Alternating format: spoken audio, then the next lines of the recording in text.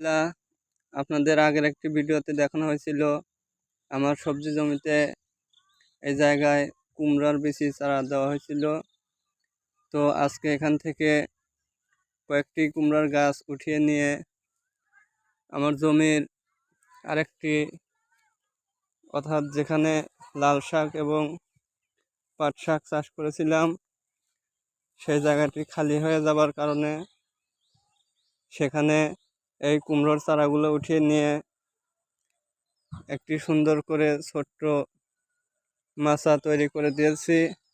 মাচাটা মূলত কমপ্লিট হয়নি, এখানে এখন কিছু রশি অথবা কিছু খড়কুটো দিয়ে মাচাটা পুরোপুরি কমপ্লিট করতে হবে। তো এখানে কয়েকটি কুমড়ার গাছ এনে লাগিয়ে দিয়েছি এবং দেখতেই পাচ্ছেন গাছগুলো কত সুন্দর বড় হয়ে গেছে। মাত্র আজকেই গাছগুলো লাগিয়ে দিলাম। তো ইনশাল্লাহ পরবর্তী আরেকটি ভিডিওতে আমার এই কুমড়োগুলো কীরকম হলো সেগুলো দেখাবো।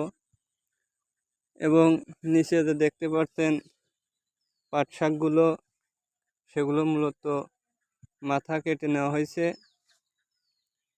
তো এগুলো একটা বিষয়, তা হলো দেখতেই পাচ্ছেন অনেকগুলো অঙ্কুরিত হচ্ছে কুশি।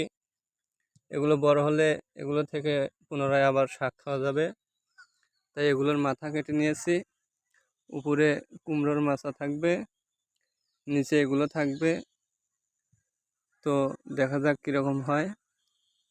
এগুলো ভিডিও শেষ করছি। আসসালামু আলাইকুম ওয়া রাহমাতুল্লাহি ওয়া বারাকাতুহু।